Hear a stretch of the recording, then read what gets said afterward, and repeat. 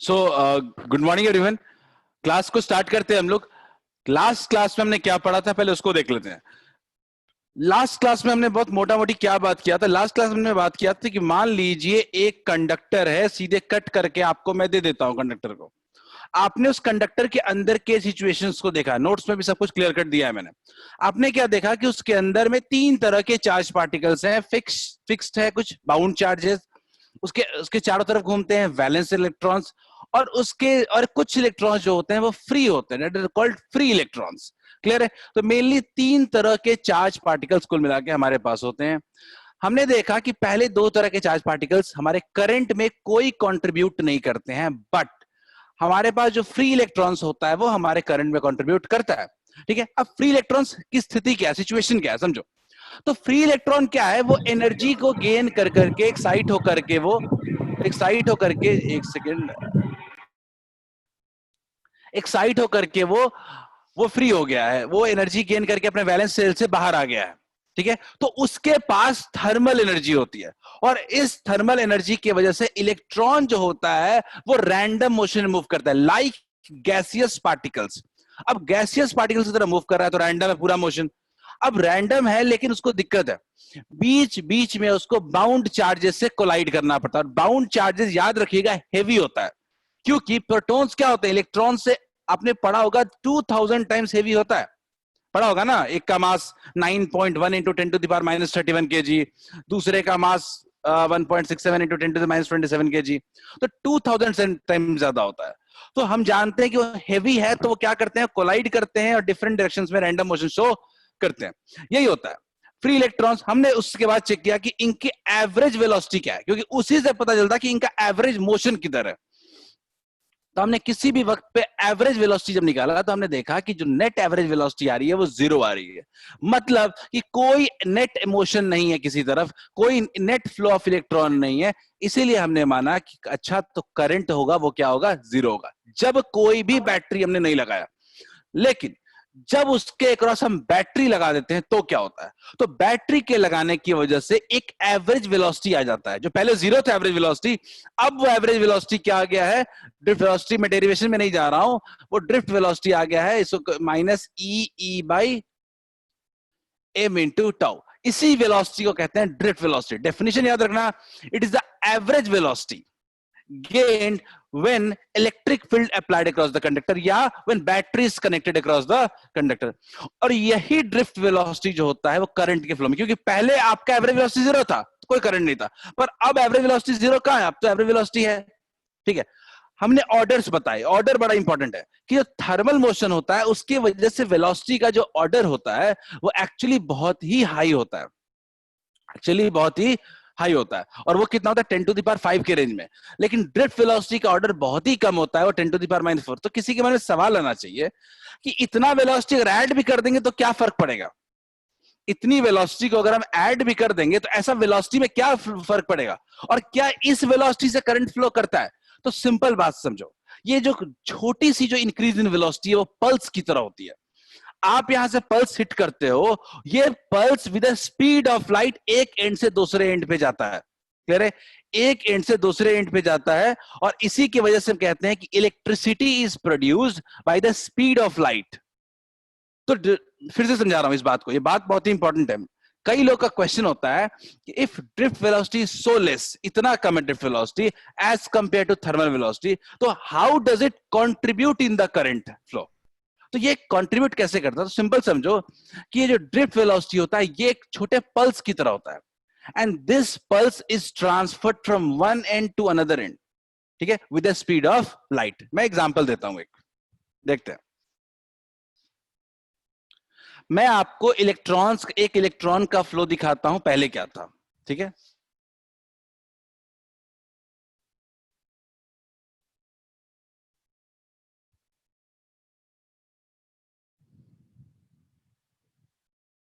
ये इलेक्ट्रॉन का फ्लो था। किसी का ऑडियो ऑन रह गया।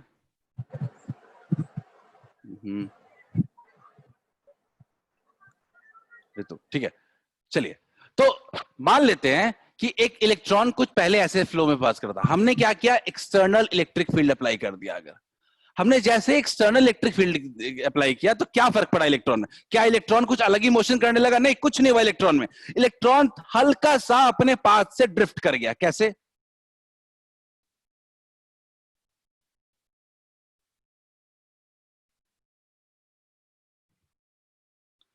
अब आप बोलोगे कि क्या हुआ चेंज?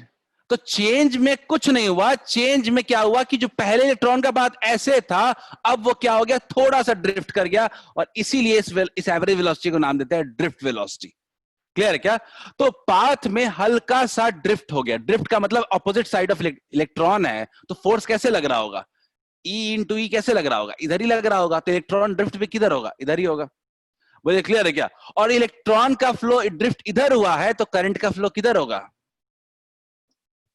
बोलिए क्लियर है क्या? मैं ये ड्रिफ्ट वेलोसिटी का फिजिकल मीनिंग समझा रहा हूं। कोई ड्रिफ्ट वेलोसिटी का मतलब ये मत समझ लेना कि इसी के स्पीड से करंट फ्लो करता है, नहीं।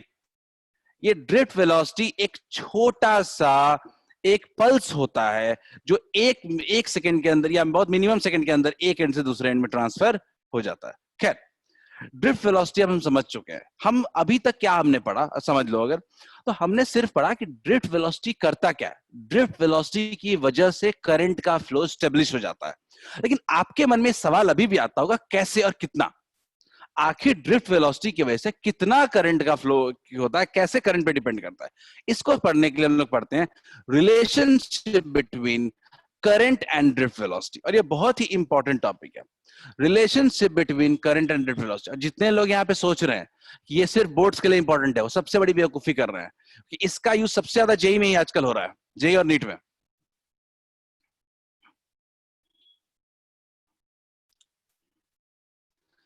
Relationship between relationship between relationship between current and drift velocity देखते हैं। ड्रिफ्ट वेलोसिटी से करंट स्टेब्लिश होता, पर कितना, इसको समझने के लिए अपने टॉपिक पढ़ रहे हैं। तो हमने क्या किया,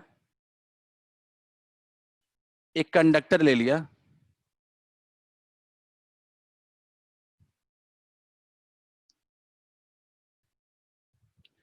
क्लियर है? ठीक है, एक कंडक्टर ले लिया।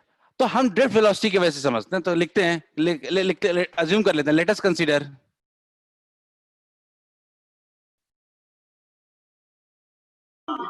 N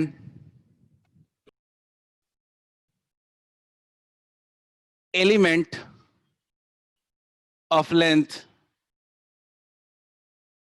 delta x, an element of length delta x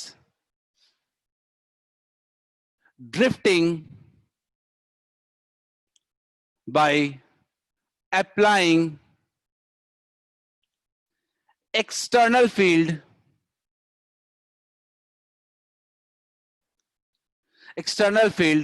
in time delta T. हम लोग मानते हैं कि जब ड्रिफ्ट हुआ है तो एक छोटे से डेल्टा टी टाइम में मान लेते हैं कि डेल्टा एक्स लेंथ के जो इलेक्ट्रॉन्स हैं वो ड्रिफ्ट हुए हैं, मान लेते हैं, या इतना एक इलेक्ट्रॉन जो है वो डेल्टा एक्स का लेंथ आगे बढ़ा है।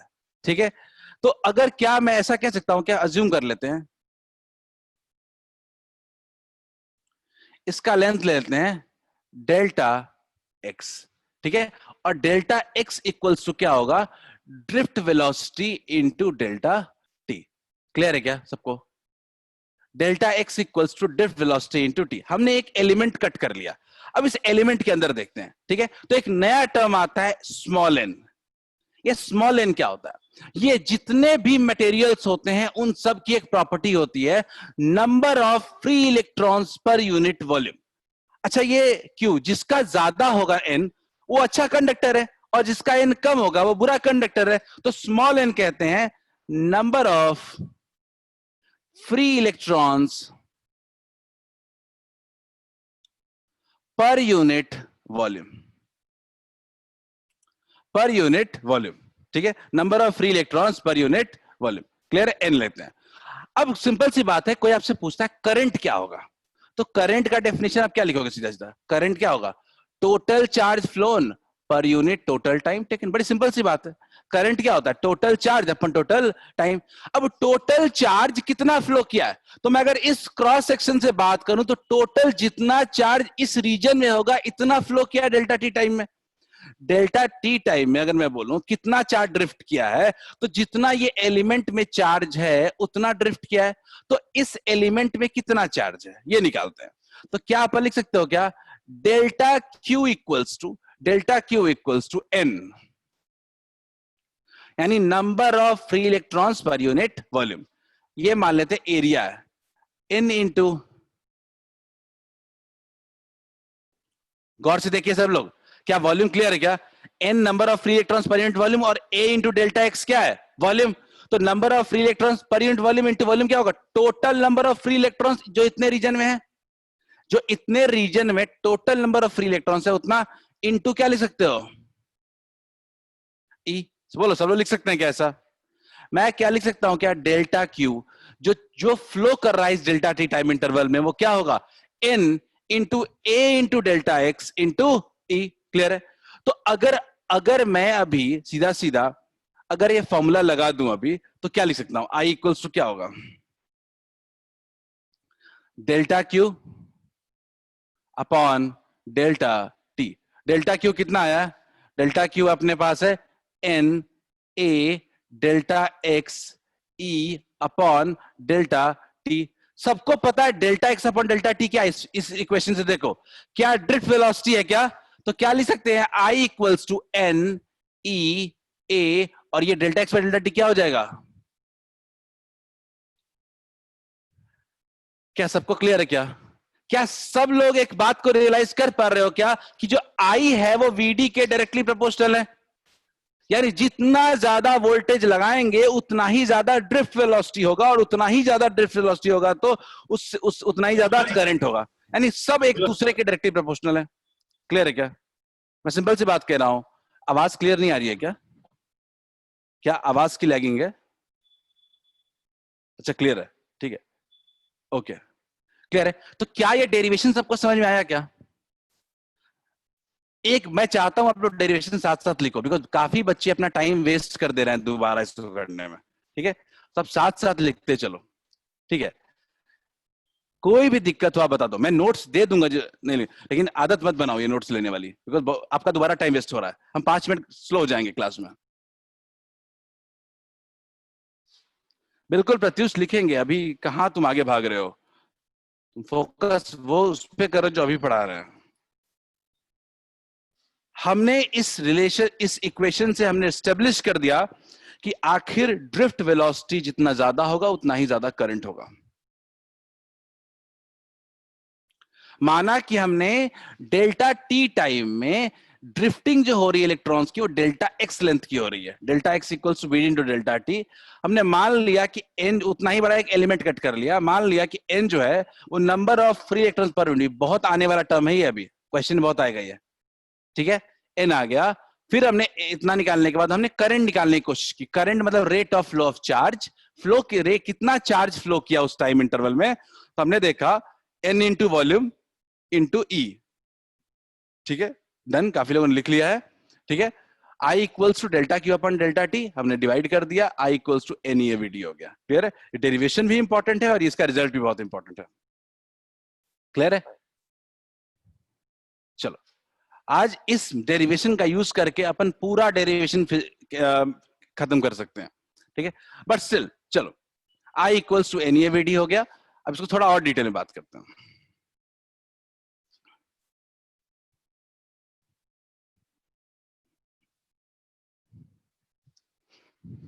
देखते हैं।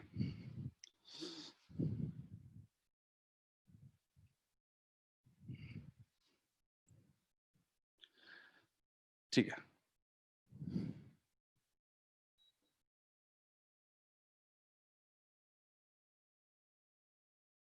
इस रिलेशनशिप से एक बात क्लियर होती है, I is directly proportional to drift velocity. ठीक है, यानी लेकिन आपको सीधा समझना है कि पोटेंशियल लगाने की वजह से ड्रिफ्ट वेलोसिटी डेवलप होता है, और इसी ड्रिफ्ट वेलोसिटी की वजह से करंट स्टेब्लिश होता है। यही पूरा रिलेशनशिप है हमारे, हमें जानने के लिए। तो I directly proportional to drift velocity, ये फॉर्मूला बहुत इंपॉर्टेंट है। लेकिन यहीं पे एक नया टर्म आता है, वो है करंट डेंसिटी। और इसका भी बहुत अच्छा यूज होता है। अब ये करंट डेंसिटी क्या है समझते हैं थोड़ा सा, ठीक है।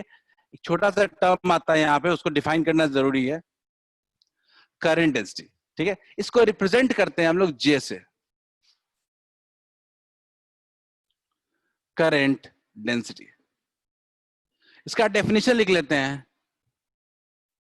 It can be defined as, current density का डेफिनेशन लिख लेते हैं, it can be defined as, it can be defined as current flowing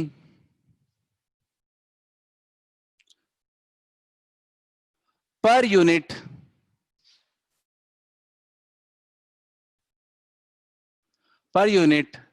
cross sectional area, per unit cross sectional area, ठीक है। इसको रिप्रेजेंट करते हैं जे से, जे होता है सिंपल आई अपॉन ए, जे होता है आई अपॉन ए, ठीक है। जे इक्वल्स टू आई अपॉन ए, ठीक है।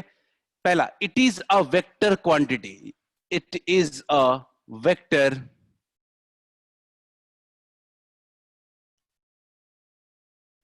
Quantity, it is a vector quantity, याद रखना है ये एक वेक्टर क्वांटिटी है करंट डेंसिटी। और याद रखना है कि जो जो जे होता है डॉट ए इक्वल्स टू होता है आई, जो होता है वो होता है जे डॉट ए।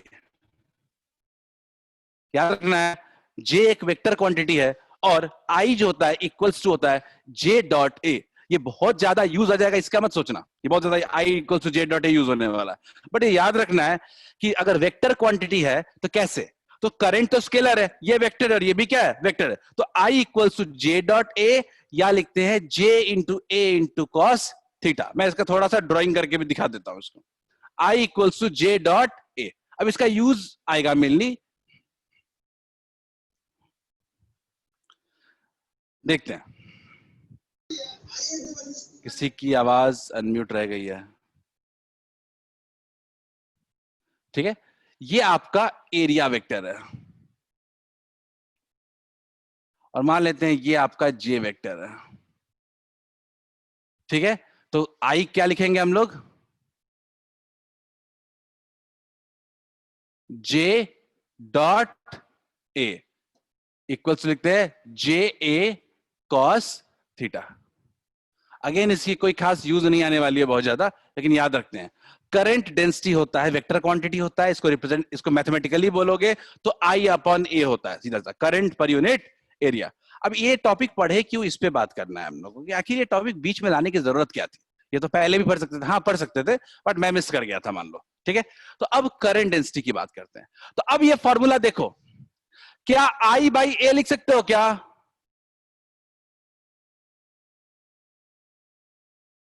क्या ये फॉर्मूला भी याद रहेगा, current density equals J equals to N E V d, n E V d, clear क्या,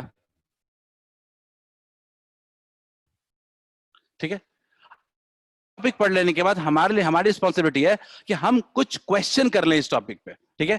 इस टॉपिक कुछ क्वेश्चन कर लेते हैं, और इसमें याद क्या रखना है फॉर्मूले में I equals to N A we D में, कि हमें जनरली जो बोर्ड्स और जेई में परेशान करता है वो एन करता है, एन, एन होता है number of free electrons per unit volume, याद रखिएगा। और इसी पे फोकस, ये सही आ गया तो क्वेश्चन में आपको कुछ गलत नहीं करा सकता आपको, तो एन ही परेशान करता है। तो पहले एक क्वेश्चन करते हैं, एन को निकालना सीखते हैं हम लोग, ठीक है। तो स्टार्ट करते हैं न्यूमेरिकल्स, न्यूमेरिकल्स कर लेंगे, उसके बाद हम लोग ओम्स लॉ डिराइव करेंगे आज। Just give me a second.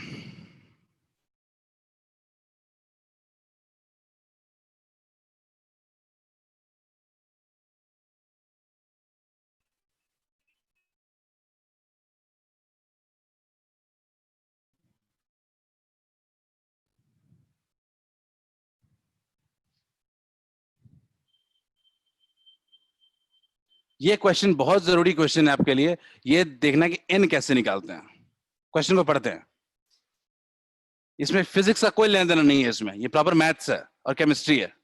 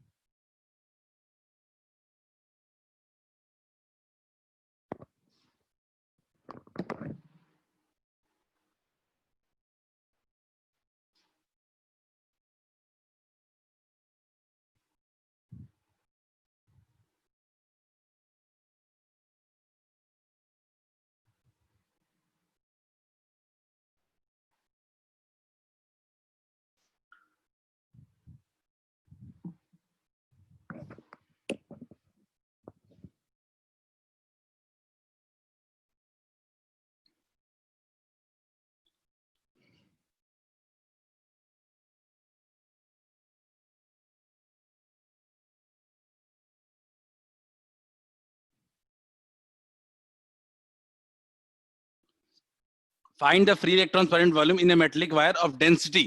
अब डेंसिटी दे दी गई है आपको,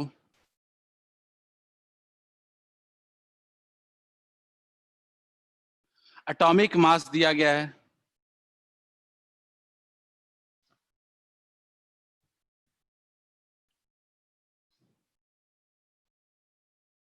ये प्रॉपर लॉजिक वाले क्वेश्चन है, ये हमें हर क्वेश्चन में ऐड ऑन रहेगा आपके पास।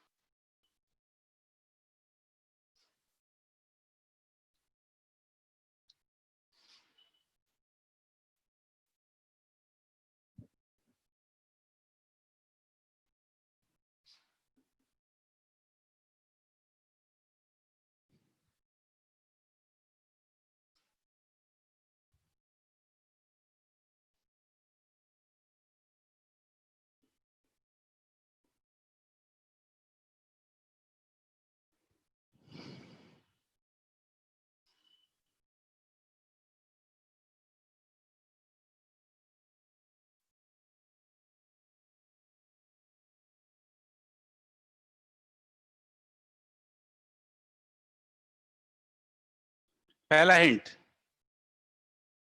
मास अपॉन वॉल्यूम दे रखा है क्या? नहीं नहीं अंकित गलत है, सिंपल समझो, मास अपॉन वॉल्यूम। मैं क्वेश्चन में ज्यादा दिमाग नहीं लगा रहा हूं, क्वेश्चन में बोला डेंसिटी दे रहा है, डेंसिटी का मतलब क्या होता है? Mass upon volume. Mass upon volume दे रखा है 10⁴, तो मास कितना लिख सकते हो? 10⁴ इंटू वॉल्यूम। ठीक है, वो सही लग रहा है रुचिका, देखते हैं, वेट करते हैं, वेट करते हैं कितने लोग आंसर सही है। सो मास आ गया। अच्छा, अपने को बोल रहा है कि मॉलिक्यूलर मास दिया गया है 100, तो मॉलिक्यूलर मास 100 दिया गया है, तो क्या हम नंबर ऑफ मोल्स नहीं निकाल सकते हैं? नंबर ऑफ मोल्स कितना हो जाएगा?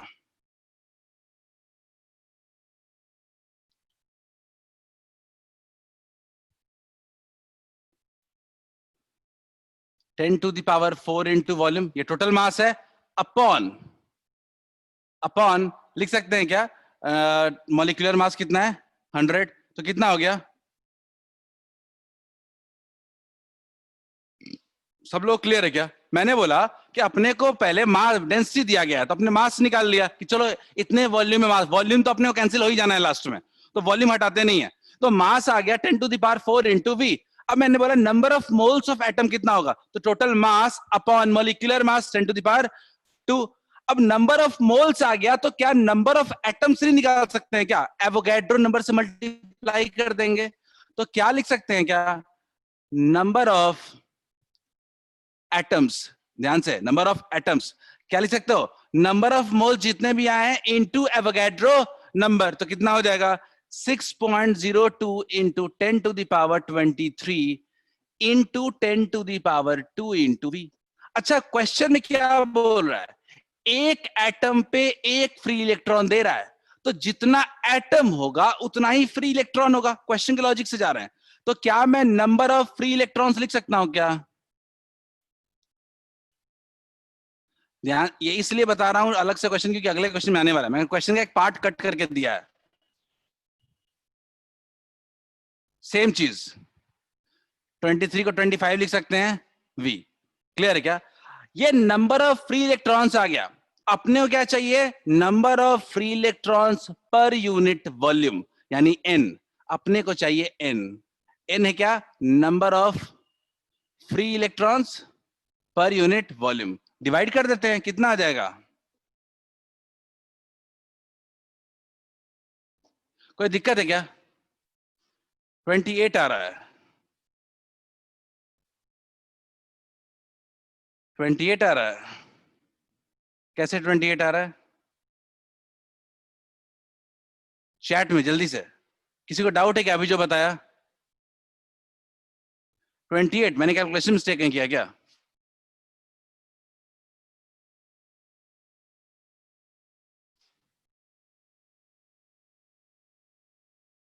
अच्छा सॉरी सॉरी सॉरी, हाँ मैंने गलती किया है। या ओके, मैंने केजी में रखा है, सॉरी सॉरी, केजी में रखा है, ये ग्राम में होना चाहिए था। ये शुरुआत से ही ज्यादा होना चाहिए था, ग्राम पर मीटर क्यूब होना चाहिए था। ठीक है, ग्राम पर मीटर क्यूब होना चाहिए था, तभी नंबर ऑफ फ्री इलेक्ट्रॉन्स निकलता। बिल्कुल सही है, सॉरी सॉरी। ये 10⁻7 होता, ये 10⁻7 होता, क्योंकि सारे मॉलिक्यूलर मास इसी में आते हैं।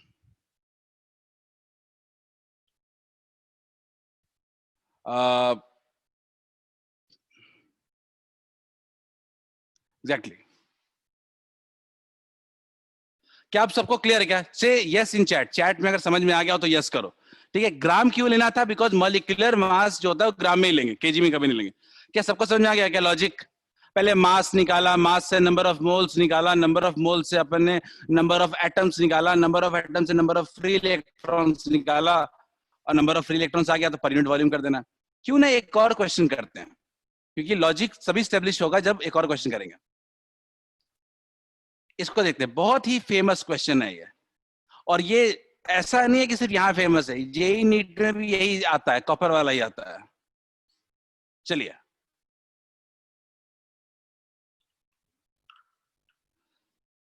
ड्रिफ्ट वेलोसिटी या करंट निकालने में एक एन निकालना एक इंपॉर्टेंट पार्ट था, तो वो जानना बहुत जरूरी था। अब क्वेश्चन बनाइए, सब बन जाएगा।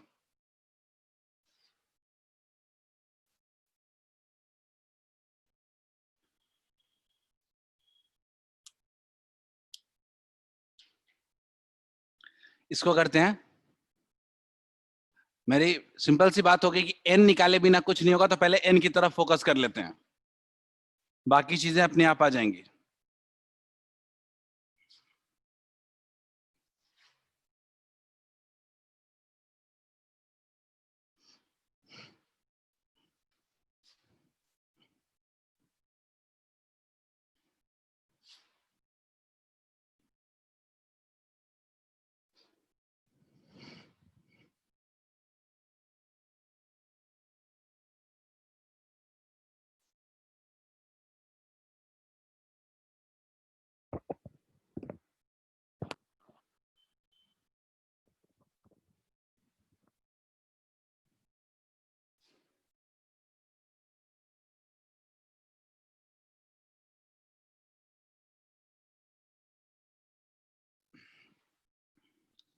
मेरा पहला क्वेश्चन है, आप लोग सब लोग एन निकालिए, बाकी बातें बाद में करेंगे।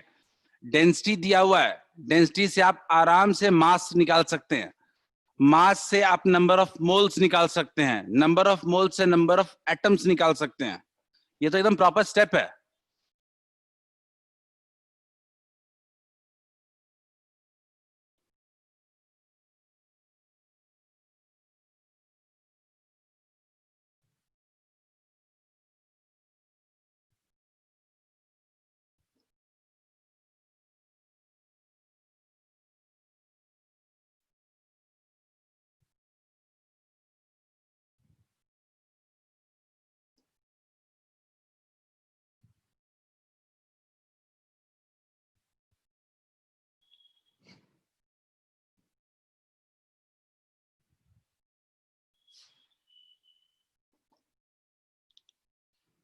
मुझे लगता है आपको सिंपल चार्ट बना लेना चाहिए।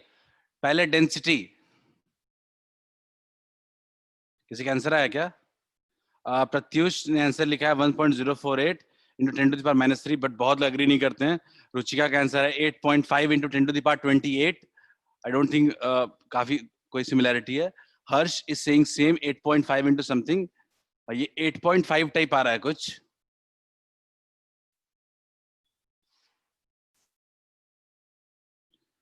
पहले डेंसिटी है 9 इंटू 10⁻³ kg पर मीटर क्यूब, इसको ग्राम में बदल लेते हैं, फिर गलती वरना कर देंगे। आपने तो ठीक ही किया था, मैंने ही गलत किया था। मास इंटू वॉल्यूम कर दीजिए, 9 into 10⁻⁶ into volume, number of moles. देखो भाई किसी का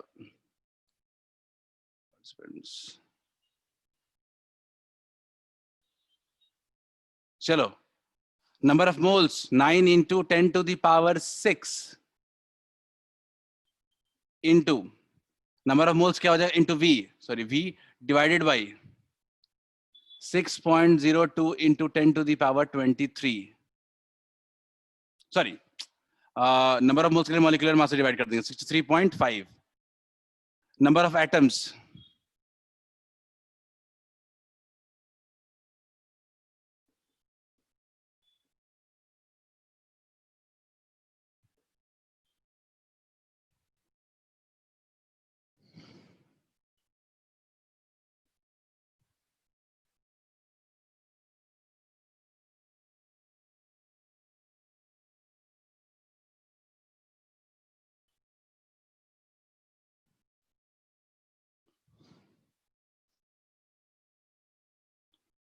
मैं एक काम करता हूं, स्क्रीन शेयर करके बोर्ड की तरफ लेके आता हूं। कितने लोग मेरे इस सारे पॉइंट्स एग्री करते हैं, समझ में आ रहा है किसी को? मैंने सबसे पहले डेंसिटी लिखा है 9 इंटू 10⁻⁶ ग्राम पर मीटर क्यूब। उसके बाद मास लिखा है, इंटू वॉल्यूम कर दिया, फिर नंबर ऑफ मोल्स लिखा है डिवाइडेड अपॉन 63.5, फिर नंबर ऑफ एटम्स लिखा है, एटम्स में क्या होगा, into 6.02 into 10⁻23। Number of free electrons लिखा है, फ्री इलेक्ट्रॉन्स कितना होगा, एक में एक मिल रहा है, तो जितना नंबर ऑफ एटम्स होगा उतना ही नंबर ऑफ फ्री इलेक्ट्रॉन्स होगा। क्वेश्चन में बदल सकता है, दो भी दे सकता है, क्लियर है? तो इंटू 1 कर दिया। अब अपने को number of free electrons per unit volume चाहिए, वॉल्यूम से डिवाइड कर दीजिए, फाइनल आंसर क्या होगा, 9 into 10⁻⁶ into 6.02 into 10⁻23 divided by 63.5। Calculate कर लेते हैं। 6 कैसे सुरुचि, 6 कैसे मतलब? अच्छा हाँ, वो पावर में सुरुचि मैं कह रहा था कि केजी पर मीटर क्यूब था, 10⁻³ kg। लास्ट में भी हमने गलती किया था, हमें मास को ना ग्राम में ही रखना पड़ेगा, ठीक है, क्योंकि एटॉमिक मास का वो कंपैरिजन होता है, एटॉमिक वेट, तो हमें मास को ग्राम में कंपैरिजन करना रखना है, इसलिए 9 इंटू 10⁻⁶ कर दिया है। क्लियर क्या? चलिए, नहीं गलत होगा, लास्ट टाइम भी गलत हुआ था ना रुचि, 10⁻⁶ लेना पड़ेगा। खैर, क्या क्लियर है क्या? अब क्वेश्चन में कुछ नहीं बचा है। अब क्वेश्चन में क्या क्या दिया हुआ है? क्वेश्चन में दिया गया है ड्रिफ्ट वेलोसिटी निकालना है, आपको एरिया दिया गया है, आपको आई दिया गया है। फॉर्मूला क्या होता है, आई इक्वल्स टू होता है NEAVD। आपको VD निकालना है, VD इक्वल्स टू होता है I अपॉन NEA। अब आपको यहां पे I का पता है, आपको N का भी पता चल चुका है, एरिया भी दिया गया और E का वैल्यू तो जानते ही हो। क्या क्वेश्चन सॉल्व हो जाएगा क्या? मैं सबको कह रहा हूं, क्या क्वेश्चन सॉल्व हो जाएगा, ड्रिफ्ट वेलोसिटी आ जाएगा क्या? I upon NEA। अगर आपको समझ में आ गया तो हम आगे बढ़ सकते हैं। एनीवन, किसी को भी डाउट है इस क्वेश्चन में? बिकॉज ये ऐसा है क्वेश्चन है जो काफी पूछा जाता है और सेम लॉजिक पे बार बार।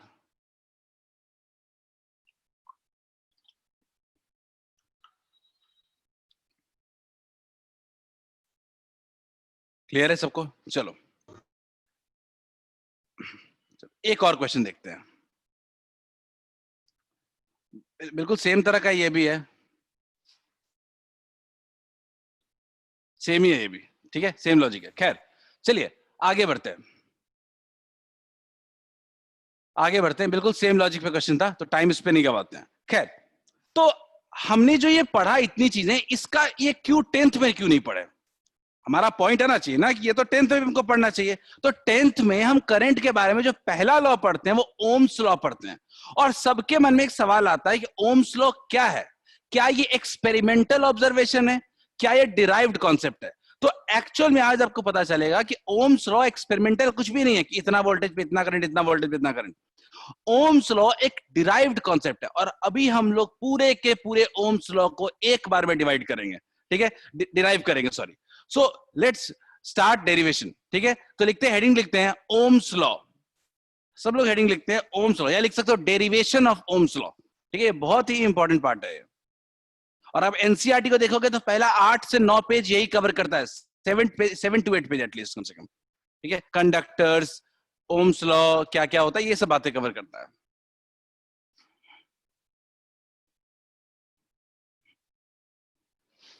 मैं आपको भी एनसीईआरटी को भी दिखाऊंगा एक बार।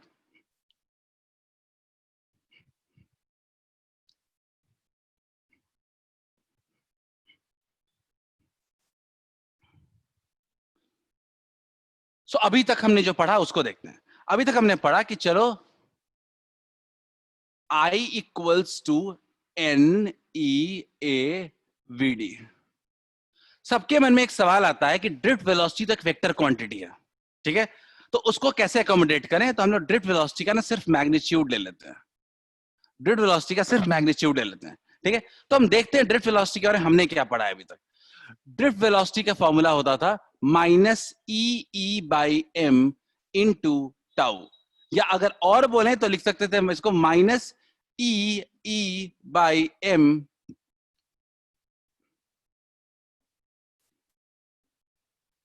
क्लियर है सबको? तो ड्रिफ्ट वेलोसिटी का अपने को फॉर्मूला पता है -ev/ml इंटू टाउ, तो क्यों नहीं यूज करते हैं, ठीक है, यूज करते हैं। I इक्वल्स टू, इसको नोट देकर के लिख सकते हो, I equals to N e A we d का मैग्नीट्यूड कितना होगा?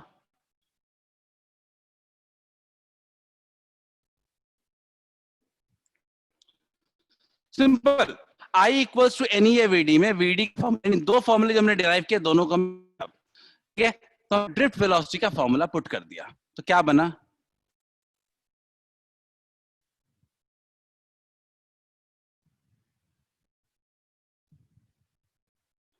अब इतना बड़ा फॉर्मूला आ गया, कैसे इसको एनालाइज करें?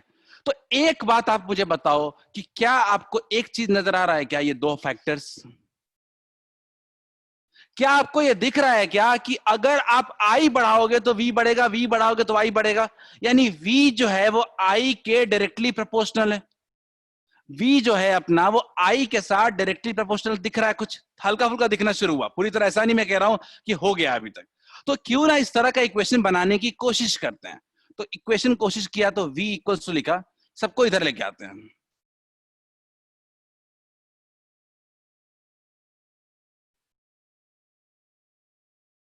सबको अलग कर दिया, सबको अलग कर दिया, ml/n² टाउ सबको अलग कर दिया और लिखा i।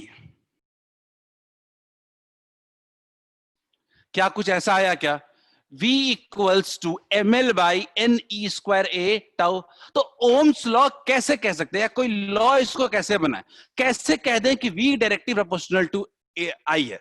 v directly proportional to i को कहने के पहले हमें कुछ चीजें फिक्स करनी पड़ेंगी। जैसे देखो, m और e के बारे में दिमाग नहीं लगाते। m होता है मास ऑफ इलेक्ट्रॉन और e होता है एक इलेक्ट्रॉन का चार्ज, ये दो चीजों तो कभी चेंज नहीं होने वाली है। दूसरा, ये L और A है। L और A क्या होता है? Length and area of conductor. सबसे पहले अपने को length and area of conductor को फिक्स करना पड़ेगा, ठीक है। टाउ किस पे डिपेंड करता है? टेम्परेचर पे। तो फिर से कहूंगा, लेंथ, एरिया और टेम्परेचर को क्या करना पड़ेगा? फिक्स करना पड़ेगा। और N तो मटेरियल है, N number of free electrons per unit volume depend करता है कौन सी मेटेरियल, कॉपर लोगे तो अलग होगा, एल्यूमिनियम लोगे तो अलग होगा। तो क्या मैं एक स्टेटमेंट बना सकता हूं क्या कि if length, area and temperature of conductor of a given conductor remains constant, then V is directly proportional to I? क्या सीधे सीधे कह सकते हैं क्या कि V directly proportional to I? नहीं, क्या कहना पड़ेगा? If length, area and temperature of a conductor remains constant, then we can say कि V is directly proportional to I. कितने लोगों को ये मेरी बात समझ में आई? कितने लोगों को ये बात मेरी समझ में आई और कितने लोगों को क्लास 10th याद आया? से यस इन चैट, बाकी लोग म्यूट रहो। नहीं आया कोई दिक्कत नहीं है, कोई सना ने मुझे रिपीट करने को बोला है तो मैं रिपीट करूंगा।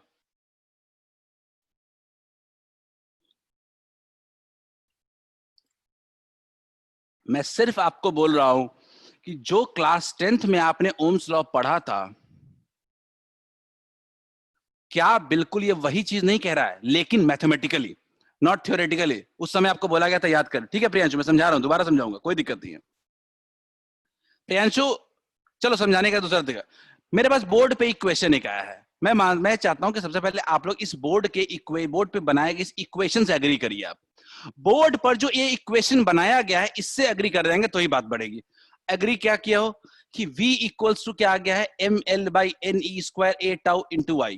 ठीक है, ये इक्वेशन आ गया। तो मैं कह रहा हूं कि v डायरेक्टली प्रोपोर्शनल टू आई अगर कहना चाहते हो आप, ठीक है, जो कि आप जानते हो कि अगर है, दिख रहा है इक्वेशन में, तो कब कहोगे? तो जब ये पूरा फैक्टर कांस्टेंट हो जाएगा, पूरा फैक्टर कांस्टेंट हो जाएगा। इसमें m और e के बारे में बात नहीं करते, ये तो कांस्टेंट ही रहना है। तो मैं कह रहा हूं कि लेंथ, एरिया और टाउ मतलब टेम्परेचर से रिलेट करो, टेम्परेचर पे डिपेंड करता है टेम्परेचर। अगर किसी गिवन कंडक्टर का लेंथ, एरिया और टेम्परेचर आप कांस्टेंट रखते हो तो उसके अक्रॉस जो v होगा वो डायरेक्टली प्रोपोर्शनल टू उसके थ्रू करंट होगा। करंट क्या होगा, क्लियर है क्या? जितना ज्यादा वोल्टेज अप्लाई करोगे उतना ही ज्यादा करंट होगा, और यही था ओम्स लॉ। तो इसके नीचे ओम्स लॉ का स्टेटमेंट लिख देते हैं एक बार। ओम्स लॉ का स्टेटमेंट लिखते हैं, ठीक है सब लोग। अब आते हैं टॉपिक अपने ओम्स लॉ पे। एनसीईआरटी के अकॉर्डिंग ओम्स लॉ थोड़ा बाद में आता है, लेकिन हम ओम्स लॉ साथ में लिखेंगे। ओम्स लॉ, क्लियर है? ओम्स लॉ, और यही फॉर्मूला पूरा यूज चलते करते रहेंगे। ओम्स लॉ का स्टेटमेंट लिखते हैं, लिखो, it states that, Ohm's law का स्टेटमेंट है, it states that, it states that, it states that potential difference across a conductor, potential difference across a conductor is directly proportional through the conductor, current through the conductor is directly proportional to current through the conductor. क्या हुआ repeat sir, repeat कर दूं? Sir वो voice lag हो रहा था तो cut रहा था आवाज। मैं बोर्ड पे लिख देता हूं, ठीक है, मैं बोर्ड पे लिख देता हूं, ठीक है। ओम्स लॉ लिखो, इट स्टेट्स दैट, जल्दी से, it states that potential difference across a conductor is directly proportional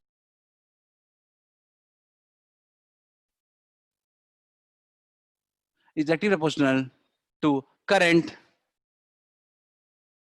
flowing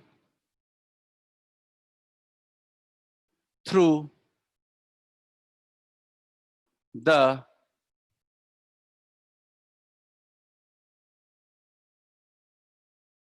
conductor. इतना लिखो, flowing through the conductor,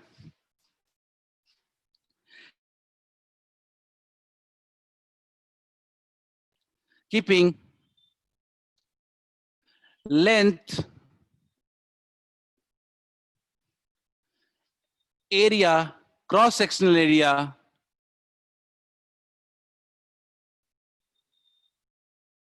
keeping length, cross sectional area and temperature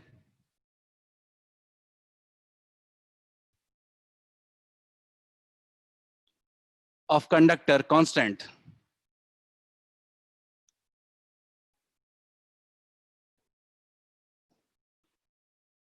clear है क्या? Keeping length, cross section area and temperature of conductor constant. Ohm's law का statement लिखो पहले आप। Clear सबको क्या?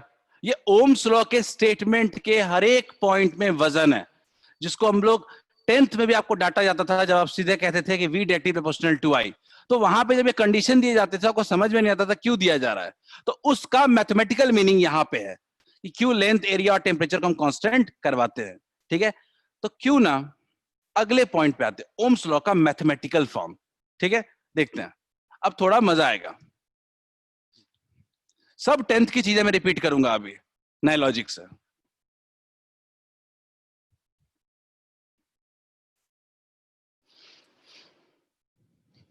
देखते हैं। अब आप तो ऐसे कहोगे कि जो v है वो डायरेक्टली प्रोपोर्शनल टू i है, यही तो ओम्स लॉ कहता है। तो v इक्वल्स टू क्या लिखोगे, i इंटू आर। क्लियर है क्या? v equals to i into R लिखोगे तो आपके मन में r क्या है? r मतलब resistance, resistance of the conductor. तो आखिर ये r की वैल्यू भी निकाल सकते हैं क्या अपन? क्या ये यही r है क्या? क्या यही जो कांस्टेंट है वो r है क्या? तो क्या हम लोग लिख सकते हैं क्या, r equals to m l by n e square ए।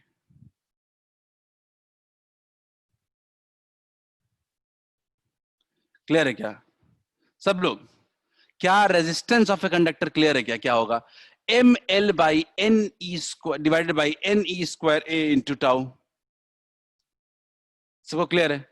अब आपको कुछ और बातें याद दिलाऊंगा, ठीक है? खैर इतना क्लियर है सबको तो बताओ, से यस इफ अंडरस्टूड। कुल मिला के मीटिंग में ना 40+ लोग हैं और रिप्लाई सिर्फ 4 लोग कर रहे हैं। कुछ लोग सो तो नहीं गया?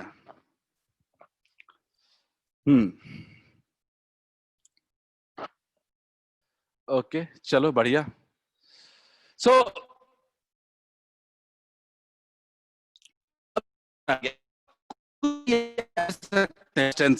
हाँ कर सकते। रेजिस्टेंस का फॉर्मूला वहां पढ़ा था क्या, R equals to rho L by A. ठीक है, राशि वॉइस लैग कर रहा है क्या? क्या आवाज क्लियर है मेरी? क्या आवाज क्लियर है? शिवानी सिंह लैगिंग। शिवानी नेटवर्क का तो इशू है ही। अगेन लिटरली मैं कुछ कर नहीं सकता हूं इस वक्त तो।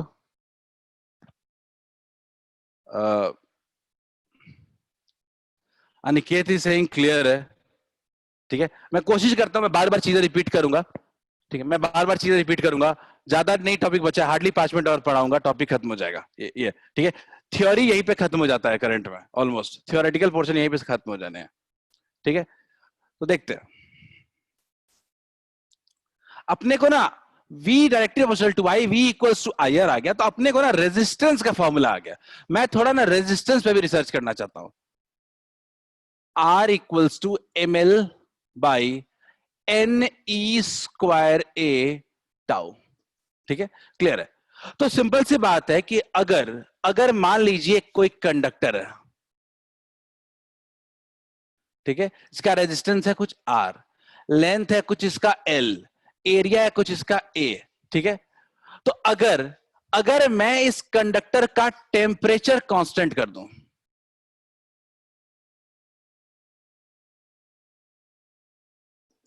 टेम्परेचर कांस्टेंट कर दो, और ऑब्वियसली कंडक्टर का मटेरियल तो कांस्टेंट रख ही रहा है, मटेरियल थोड़े बदल रहा है, तो आपका टाउ एन और एम और ई क्या हो जाएगा? सिंपल समझो, मैं जो समझाना चाहता हूं उसको समझो।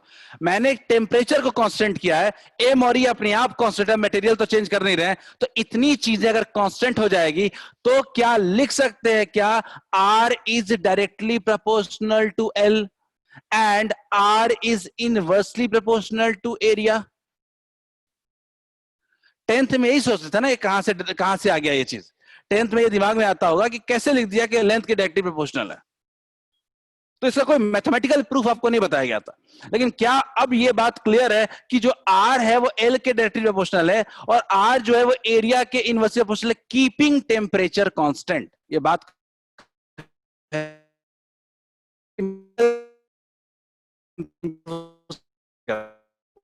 इसमें एरिया क्लियर है क्या? क्या आर डायरेक्टली प्रोपोर्शनल टू आता है क्या? Upon A, R direct to L upon A, सबके दिमाग में आ गया होगा कि हम क्या करने वाले हैं। R equals to rho L by A. Saqib आवाज लैग कर रहा है, बहुत लैग कर रहा है। ठीक है, क्या बोर्ड पे भी क्लियर